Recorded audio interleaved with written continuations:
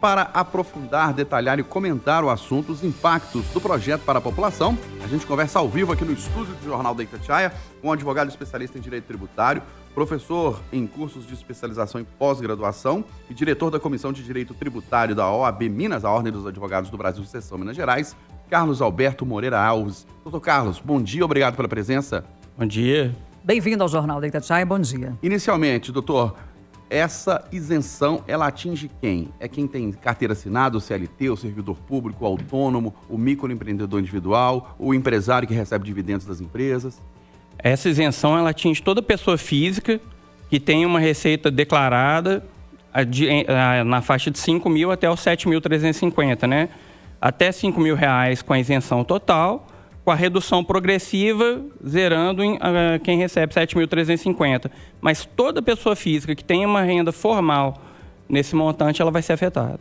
Renda formal, é o dinheiro na conta? Explica pra gente esse Renda termo. Formal, toda renda, em tese, ela teria que ser declarada e sobre ela incidir essa tributação. Aqueles que não fazem essa declaração dessa renda não quer dizer que eles estão livres da tributação.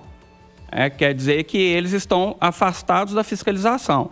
Mas toda pessoa que tem uma receita de até 7.350, ou ela vai se enquadrar na isenção ou na redução da alíquota de imposto de renda, pessoas físicas. Agora, a isenção, professor, é em cima do valor bruto ou do valor líquido? É sobre toda a receita tributável. Então, é o valor bruto e, posteriormente, podem ser aplicadas as deduções do imposto de renda. Então, por exemplo, se a pessoa, naquele mês, ela recebeu R$7.000 brutos, mas pelos descontos de INSS e outros descontos, naquele mês ela recebeu líquido R$4.900, menos de R$5.000. Ela é isenta ou não?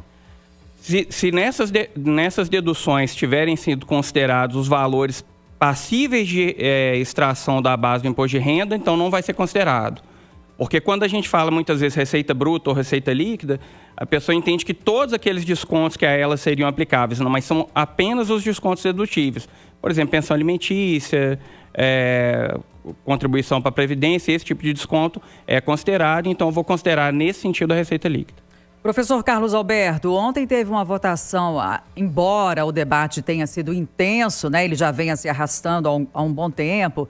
2 projetos, um do Arthur Lira, o outro do Renan Calheiros, uma batalha e uma guerra de vaidades, enfim. Mas ontem, com essa votação na Câmara dos Deputados, pelo menos a votação em si foi rápida, agora tem a votação no Senado. O Senado aprovando ainda este ano a isenção, a ampliação dessa isenção, já começa a valer em 2026? Já começa a valer em 2026. E a expectativa é que seja aprovado rapidamente, até porque o projeto similar a esse já foi aprovado na semana passada no Senado. Então não haveria por que haver uma oposição nesse sentido. Só voltando para confirmar essa questão de quem está incluído, por exemplo, o senhor destacou que é pessoa física. Aí, por exemplo, o microempreendedor individual, ele já tem CNPJ, ele já é considerado pessoa jurídica. Ele não está incluído, mesmo se ele, porque o microempreendedor individual, em tese, né, tem uma renda menor. Mas vamos dizer que seja em torno de 5 mil, um pouquinho mais, um pouquinho menos. Ele não está incluído porque ele é pessoa jurídica. Ele tem um regramento diferenciado. É um regramento. Só que a ele vai se aplicar também da mesma forma, assim como o empresário, de forma geral, quando ele receber a distribuição de lucros da sua empresa, ele tem esse impacto nele, pessoa física, o microempreendedor individual também vai ter um impacto na pessoa física. Mesmo havendo essa distinção. Porque ele tem que declarar os rendimentos da pessoa jurídica na declaração do imposto de renda de pessoa física. Exatamente. Por causa disso, ele tem que trazer todo aquele rendimento que ele teve ali para a pessoa física no seu ajuste anual. Agora, naturalmente, haverá uma perda de arrecadação. O governo vai conseguir compensar ou é possível até que no futuro a gente veja essa ampliação da isenção do imposto de renda revogada? Olha, nos estudos que o governo fez, até para poder viabilizar a apresentação da proposta, ele contemplou essa compensação com a tributação do que está sendo chamado no projeto dos super ricos. É que a gente teria um acréscimo na tributação da renda daquelas pessoas que recebem acima de R$50 mil por mês, e isso faria uma equivalência na perda da arrecadação. Pelos cálculos que o governo apresentou nas estimativas que ele já tem para o ano que vem, um valor compensaria o outro, trazendo ali uma equivalência. Mas, em não havendo essa compensação par a par, num primeiro momento ele teria que buscar outras fontes de custeio para compensar isso. Não seria uma revogação automática, não. hoje a alíquota máxima de cobrança do imposto de renda é 27,5%. Então, quem ganha R$49 mil ou até R$50 mil paga os 27,5%. Com essa proposta aprovada, quem ganhar acima de 50 vai pagar os 27,5% mais um acréscimo. Mais um acréscimo. De quanto? De 10%, que é o IR/PFM, Imposto de Renda Pessoa Física Mínimo.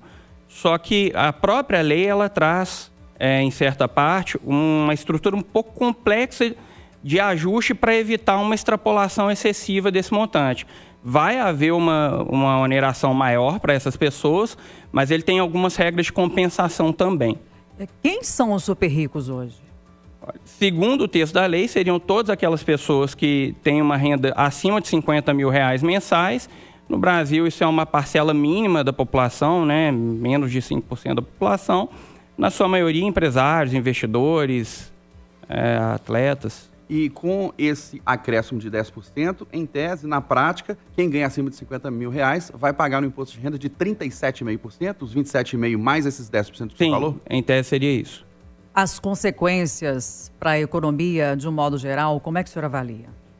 Bom, nós já tivemos, até 95, um cenário em que havia essa tributação na distribuição de lucros também. E com a instituição da isenção, trouxe para a formalidade grande parte dos empresários que ficavam nessa informalidade, exatamente para evitar essa tributação na distribuição de lucros. Então, o que pode acontecer é que os empresários começarem a evitar a distribuição de lucros para não terem essa oneração. Nós tínhamos aí até 95, ainda vigente, mas que perdeu de certa forma a sua eficácia, uma legislação que inibia a distribuição disfarçada de lucros, exatamente para evitar que o empresário começasse a adquirir patrimônio na pessoa jurídica em vez de distribuir, e isso pode voltar a acontecer novamente. Então, o que se enxerga aí para um futuro próximo é o desenvolvimento de estruturas complexas por aqueles que tenham maiores recursos para evitar essa tributação, enquanto aqueles que não tenham o mesmo acesso a essas estruturas de planejamento vão ser, de fato, onerados desde um primeiro momento. O governo e vocês da área tributária estão considerando que esse projeto é o início de uma revisão da tabela do imposto de renda, que não acontece desde 2015, 10 anos. Inclusive, há essa isenção até R$5 mil e há mudanças também para quem ganha entre R$5 mil e R$7.350. Sim, para quem ganha até R$5 mil é a isenção total do imposto de renda, e essa isenção vai sendo reduzida gradativamente para quem ganha até R$7.350 mensais. Isso já é uma primeira revisão da tabela do imposto de renda, né, corrigindo algumas distorções que existiam. Essa isenção, ela traz, sim, uma ótica de justiça fiscal que era esperada, né, por todo o país. A maior crítica que o setor, né, nós tributaristas apresentamos, é especificamente quanto à fonte de compensação para isso. Que poderia se buscar fontes outras que não trouxessem tanto impacto para a economia. Outras quais? Por exemplo, redução de despesas do governo. Seria a primeira fonte e a mais lógica delas. Tá certo. Conversamos aqui no Jornal da Itatiaia com o advogado tributarista Carlos Alberto Moreira Alves. Ele é professor de especialização e pós-graduação na área tributária e é presidente também da Comissão de Direito Imobiliário da OAB Minas, a Ordem dos Advogados do Brasil, seção Minas Gerais. Doutor